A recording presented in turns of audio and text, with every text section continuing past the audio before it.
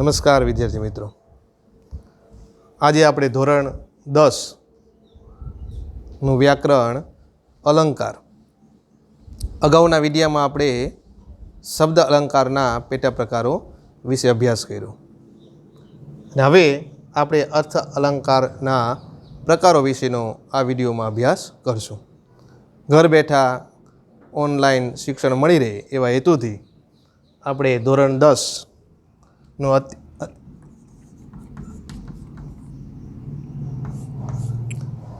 અલંકાર વિશેનો અભ્યાસ કરશું. તો અર્થ અલંકાર એટલે શું?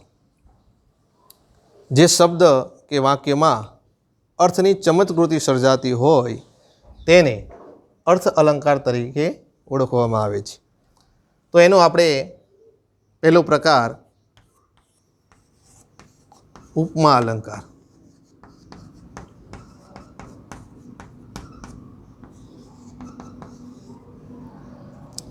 તો ઉપમા અલંકાર એટલે શું?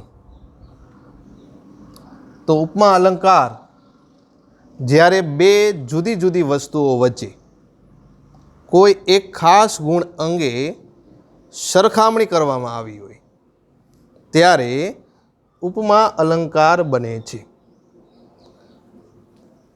જેમ કે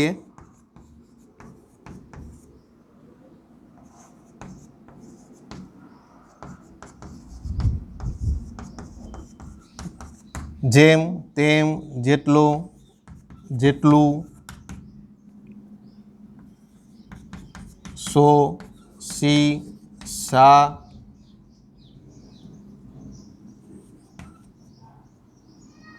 જેવડો, જેવડું, જેવડી,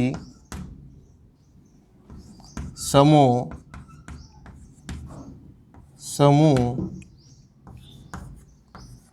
સરખો, સરખું, સમવડું, માફક, તુલ્ય, સમાન, પેટે વગેરે. આ બધા શબ્દો જે છે એ ઉપમાવાચક શબ્દો તરીકે પ્રયોજાય છે. એટલે કે જ્યારે આપણે એનું ઉદાહરણ જોઈએ, ઉદાહરણ તરીકે હીરાની કણિકા સમાન તારા છે. તો અહીંયા બે જુદી જુદી વસ્તુઓ વચ્ચે કોઈ એક ખાસ ગુણ અંગે સરખામણી કરવામાં આવી હોય ત્યારે ઉપમા અલંકાર બને છે. તો અહીં હીરાની કણિકા અને તારા આ બંને વચ્ચે કોઈ એક ખાસ ગુણ અંગે સરખામણી સમાન શબ્દો દ્વારા કરવામાં આવી છે. આ ઉપમાવાચક શબ્દો છે એટલે આ ઉપમા અલંકાર બને. બીજું ઉદાહરણ આપણે જોઈએ. બેબીનો ચહેરો એની માં જેવો છે. તો અહીંયા જેવો શબ્દ પણ ઉપમાવાચક બતાવે છે. બેબીનો ચહેરો એની માં જેવો. માં અને બેબી બાળકી આ બંનેને કોઈ એક ખાસ ગુણ અંગે સરખામણી કરવામાં આવી હોય ત્યારે આ ઉપમાવાચક અલંકાર બને છે. વધારે આપણે હજી એક ઉદાહરણ જોઈએ. તો અહીંયા બે ઉદાહરણ જોયા. ભમરા સમો ભમતો પવન.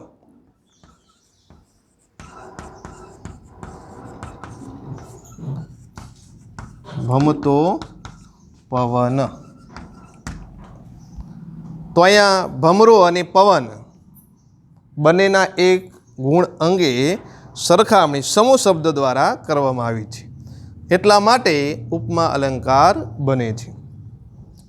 એ જ રીતે જિંદગી સોનેટ જેવી હોવી જોઈએ, ટૂંકી છતાં દ્રઢબંધ. આ બધા જ ઉદાહરણો આપણને ઉપમા અલંકાર બતાવે છે.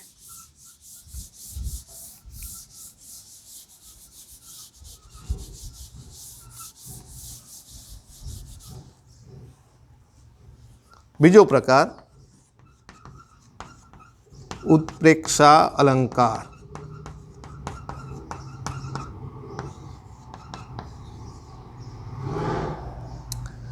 જ્યારે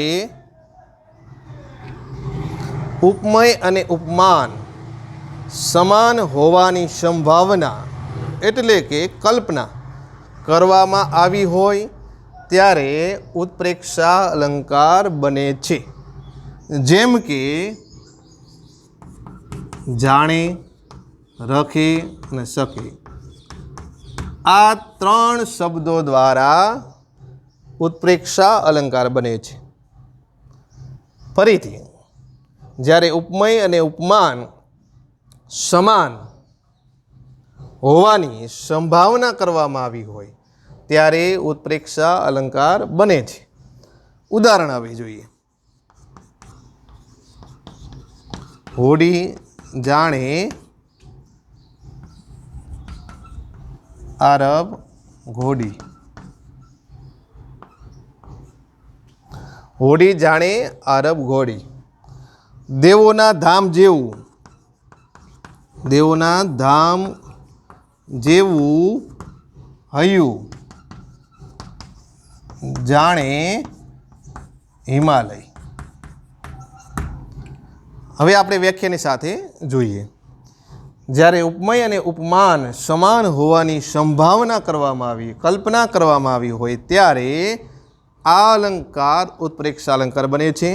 હોડી અને આરબ ઘોડી આ બંનેની સંભાવના સમાન હોવાની, દરિયામાં આવતી હોડી અને આરબ ઘોડી બંનેની ગતિ જાણે શબ્દ દ્વારા સંભાવના કરવામાં આવી છે ગતિની બાબતમાં. એવી રીતે દેવોના ધામ જેવું હૈયું જાણે હિમાલય. હિમાલય કેવું છે તો દેવોના ધામ જેવું છે, એવું એનું હૃદય મોટું છે. તો આ હિમાલય અને દેવોના ધામ જેવું એ જાણે શબ્દ દ્વારા અહીંયા સંભાવના કરવામાં આવી છે. એટલા માટે આ અલંકાર ઉત્પ્રેક્ષા અલંકાર બનશે.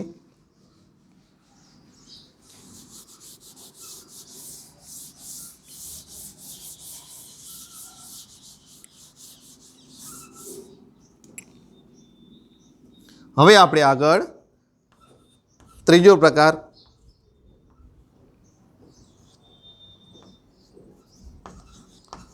રૂપક અલંકાર.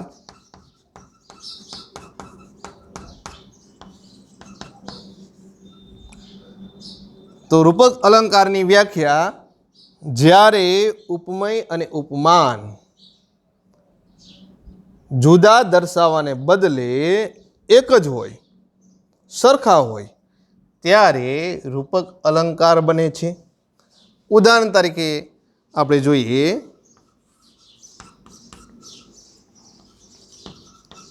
બપોર એક મોટું શિકારી કૂતરું છે. બીજું ઉદાહરણ આપણે જોઈએ. સત્ય એ જ પરમેશ્વર. હજી વધારે ઉદાહરણ એને જોઈએ. સત્ય એ જ પરમેશ્વર. તો આ બધા સંસાર સાગર તરવું મુશ્કેલ છે. ત્રીજું ઉદાહરણ, સંસાર સાગર તરવો મુશ્કેલ છે. હવે આપણે એની વ્યાખ્યાની સાથે જોઈએ. જ્યારે ઉપમેય અને ઉપમાન બંને જુદા દર્શાવવાને બદલે એક જ હોય ત્યારે રૂપક અલંકાર બને છે. અહીંયા બપોર અને શિકારી કૂતરું, અહીંયા સત્ય અને પરમેશ્વર, અહીંયા સંસાર અને સાગર, આ બંને એક જ બતાવ્યું છે. કઈ રીતે? તો બપોર એક મોટું શિકારી કૂતરું છે.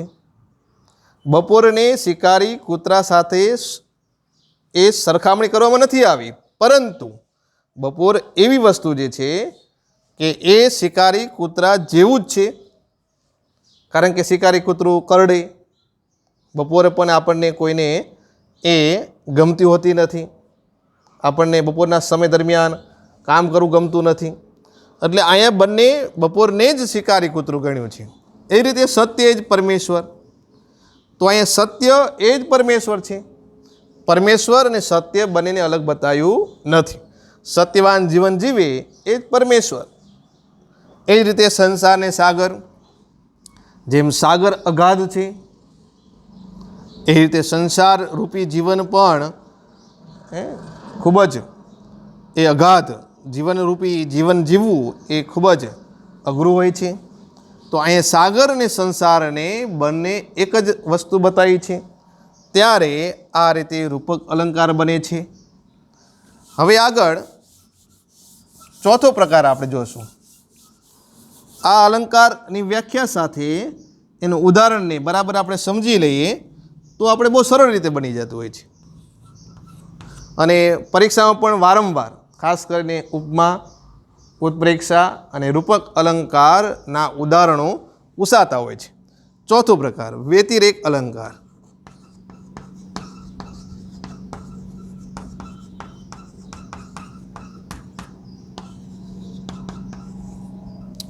હવે વ્યતિરેક અલંકાર એટલે શું?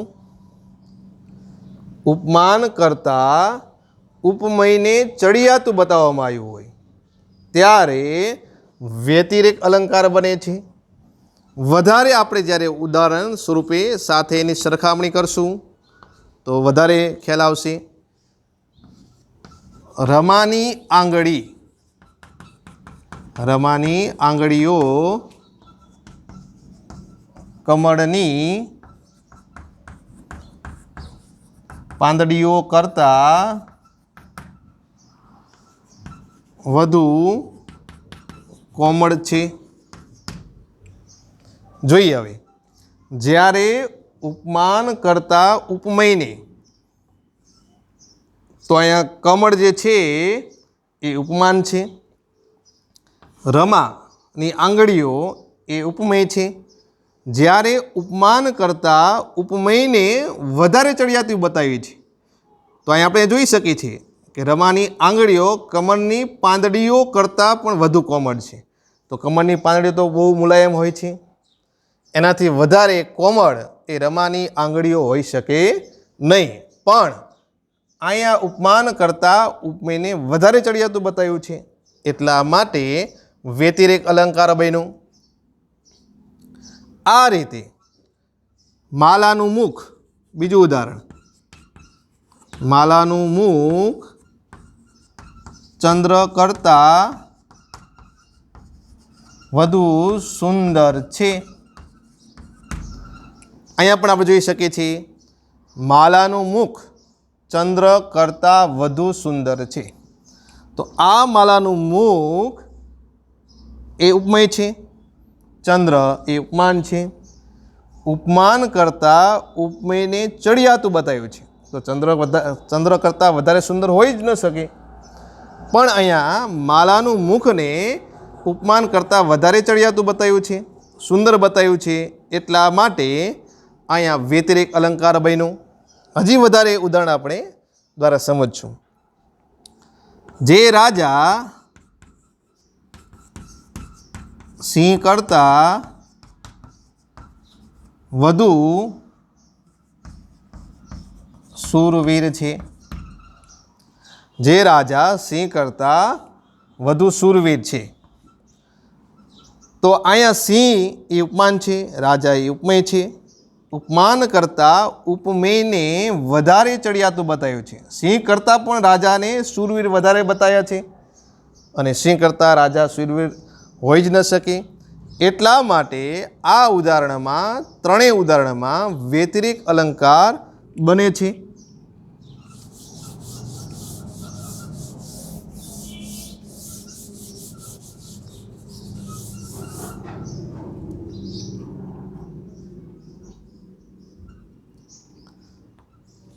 પાંચમો પ્રકાર અનન્વય અલંકાર.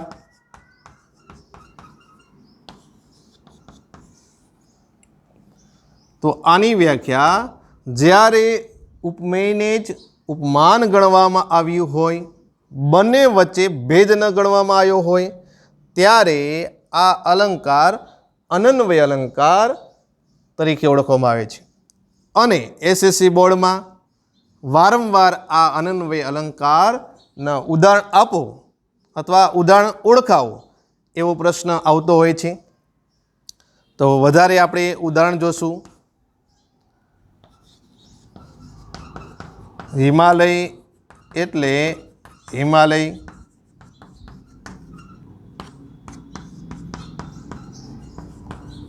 ગાંધીજી એટલે ગાંધીજી.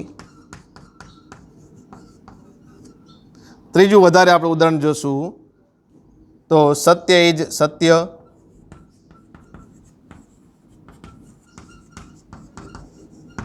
આકાશ એટલે આકાશ, ધરતી એટલે ધરતી. આ બધા જ ઉદાહરણો જ્યારે ઉપમેય અને ઉપમાન જુદા દર્શાવવાને બદલે બંને એક જ હોય, બંને વચ્ચે અભેદ ભેદ બતાવવામાં ના આવ્યો હોય, ત્યારે અનન્વય અલંકાર તરીકે આ એના ઉદાહરણો છે. ગાંધીજી એટલે ગાંધીજી. આની સરખામણી બીજી રીતે આપણે જોઈએ તો કોઈની સરખામણી કોઈની સાથે ન થઈ શકે. એ વાક્ય જ્યારે હોય ત્યારે અનન્વય અલંકાર બન્યો કહેવાય. તો અહીંયા ગાંધીજી એટલે ગાંધીજી, તો ગાંધીજીની સરખામણી એ બીજા સાથે ન કરી શકાય. સત્ય તો એ જ સત્ય, સત્યની સરખામણી બીજા સાથે ન થઈ શકે. એટલે આ બધા જે ઉદાહરણો જે છે એ અનન્વય અલંકાર બને છે. આગળનો આપણે પ્રકાર જોશું.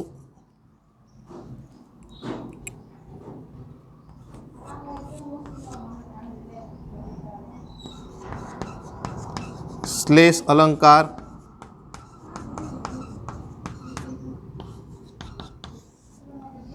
એની વ્યાખ્યા આપણે પહેલાં જોશું.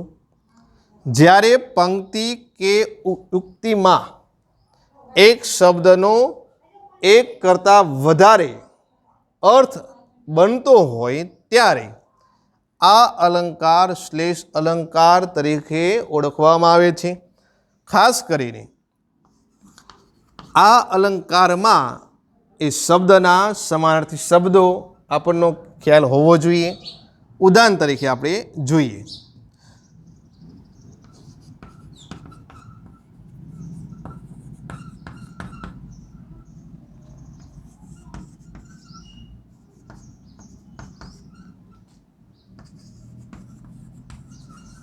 વર્ષા ખરે જીવનદાત્રી વિશ્વની,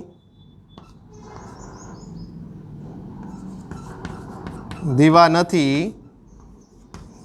દરબારમાં છે અંધારું ઘોર.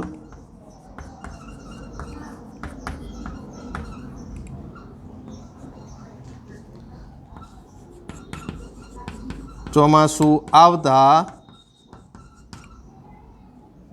આવતા સૃષ્ટિ નવું જીવન મેળવી. આ બધા ઉદાહરણો આપણે જોઈએ ખાસ. તો અહીંયા જીવન શબ્દ છે, વર્ષા ખરે જીવનદાત્રી વિશ્વની. તો અહીંયા જીવન એટલે કે જીવિત, જીવન એટલે પાણી. આ એક શબ્દના બે અર્થ થાય છે ત્યારે શ્લેષ અલંકાર બને છે. એ જ રીતે દીવા નથી દરબારમાં છે અંધારું ઘોર. તો અહીંયા આપણે જોઈએ કે દીવા નથી એટલે કે દીપક, દીવા ન હોવાને કારણે રાજાના દરબારમાં એ અંધારું છે. બીજો અર્થ થાય છે દીવાનથી શબ્દને ભેગો કરીએ, દીવાન નથી એટલે કે રાજાના મહેલમાં દીવાન જે કામ કરે છે એની ભૂલને કારણે દરબારમાં છે અંધારું ઘોર. એ રીતે ત્રીજું ઉદાહરણમાં આપણે જોઈએ. ચોમાસું આવતા સૃષ્ટિ નવું જીવન મેળવે. તો અહીંયા ચોમાસું આવતા સૃષ્ટિ, જીવન એટલે પાણી, જીવિત, આ બંને શબ્દ થાય છે. ચોમાસું આવતા સૃષ્ટિ નવું પાણી મેળવે, નવું જીવન પ્રાપ્ત થાય, નવી જીવિત સજીવન થાય અને હરિયાળી ક્રાંતિ સર્જાય. એ જ રીતે રવિને તડકો ન ગમે તો તે ક્યાં જાય? હવે રવિ શબ્દ જે છે, રવિ એટલે સૂર્ય, ભાનુ, ભાસ્કર. રવિ એટલે રવિન્દ્રનાથ ટાગોર. આ એક શબ્દના બે અર્થ થાય. કેમ? તો રવિને તડકો ન ગમે તો તે ક્યાં જાય? તો રવિન્દ્રનાથ ટાગોર એવા કવિ હતા, એને તડકો ખૂબ જ ગમતો અને તડકો એને પ્રિય હતો. એ જ રીતે રવિ એટલે કે ભાસ્કર, સૂર્ય. આ તડકો ન ગમે તો તે ક્યાં જાય? આવા એક શબ્દના બે અર્થ થતા હોય ત્યારે એ શ્લેષ અલંકાર બને છે.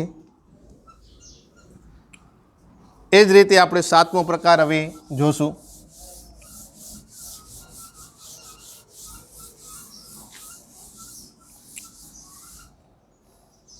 તો સાતમો પ્રકાર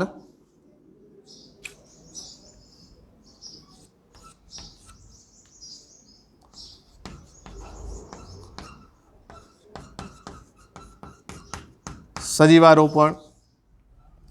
એને વ્યાખ્યા આપણે સમજી લઈએ કે જ્યારે નિર્જીવમાં સજીવનું નિરૂપણ કરવામાં આવ્યું હોય, એટલે કે નિર્જીવ વસ્તુઓને સજીવન સ્વરૂપે ઓળખાય ત્યારે સજીવારોપણ બને છે. ઉદાહરણ તરીકે પથ્થર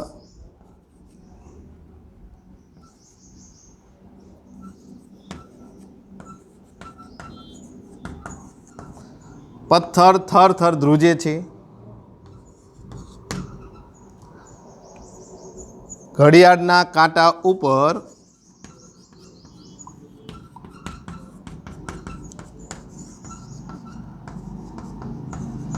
હાંફ્યા કરે સમય. ફરીથી, જ્યારે નિર્જીવમાં ચેતનનું આરોપણ કરવામાં આવ્યું હોય, એટલે કે સજીવન સ્વરૂપે બતાવવામાં આવ્યું હોય ત્યારે સજીવારોપણ અલંકાર બને છે. પથ્થર થર થર ધ્રુજે છે. તો અહીંયા પથ્થરને એ નિર્જીવ વસ્તુ છે, પણ અહીંયા સજીવન સ્વરૂપે બતાવવામાં આવી છે. એ જ રીતે ઘડિયાળ પણ નિર્જીવ વસ્તુ જે છે, પણ કાંટા ઉપર હાંફ્યા કરે સમય સતત સજીવન સ્વરૂપે આપણને એનું દર્શન થાય છે, સમય બદલાય છે. એટલા માટે આ ઉદાહરણ આપણને બતાવે છે કે સજીવારોપણ અલંકાર બને છે. હવે આઠમો એટલે કે છેલ્લો પ્રકાર, અર્થ અલંકારનો છેલ્લો પ્રકાર.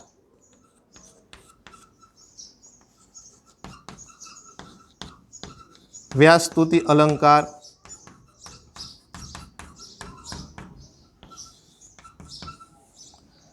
વ્યાજ એટલે બહાનું અને સ્તુતિ એટલે વખાણ.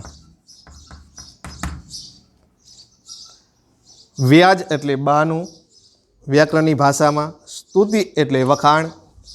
જ્યારે વખાણને બહાને નિંદા, નિંદાને બહાને વખાણ કરવામાં આવ્યા હોય ત્યારે વ્યાસસ્તુતિ અલંકાર બને છે. ઉદાહરણ તરીકે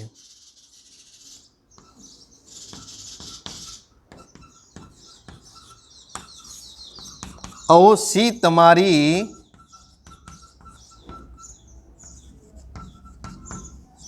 બહાદુરી, કીડીનું ખૂન કરી નાખ્યું.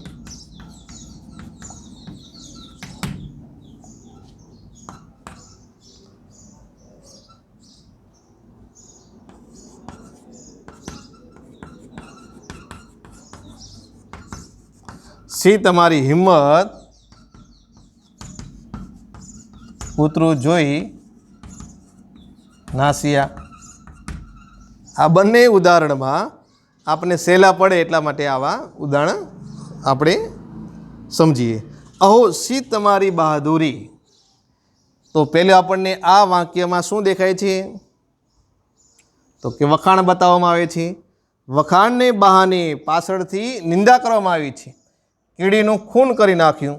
પહેલાં તો આપણને હિંમત બતાવી, બહાદુરી બતાવી અને આપણા વખાણ કર્યા, અને પાછળથી કીડીનું ખૂન કરી નાખ્યું. તો એ હિંમત, એ બહાદુરીના અહીંયા આપણે જોયું કે નિંદા કરવામાં આવી છે.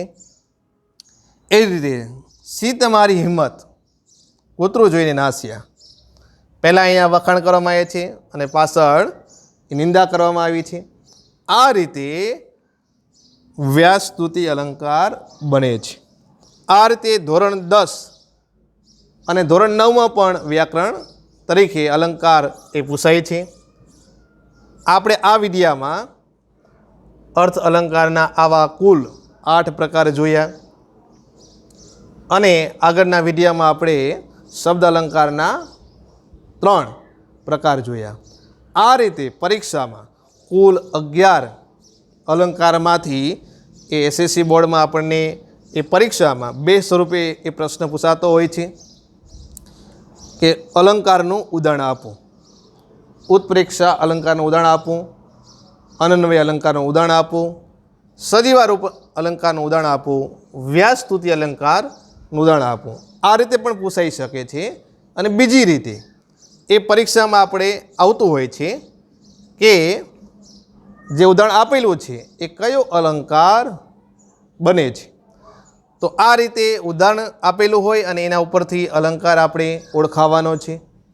તો આ રીતે 2 સ્વરૂપે આપણે અલંકારનો અહીંયા અભ્યાસ તમને ખૂબ જ ઉપયોગી બનશે એવા હેતુથી આ વિડીયો બનાવ્યો છે. અને ખૂબ જ સરસ રીતે તમને આ આખું ધોરણ 10માં અને ધોરણ 9માં બંનેમાં તમને ઉપયોગી બની શકે એવું આ અલંકાર. હવે પછી આપણે નેક્સ્ટ વિડીયો એ સંદનો એ બનાવીશું અને આપણને તમારી સમક્ષ મૂકવામાં આવશે. તમે ઘર બેઠા એનો અભ્યાસ કરી શકશો. અસ્તુ.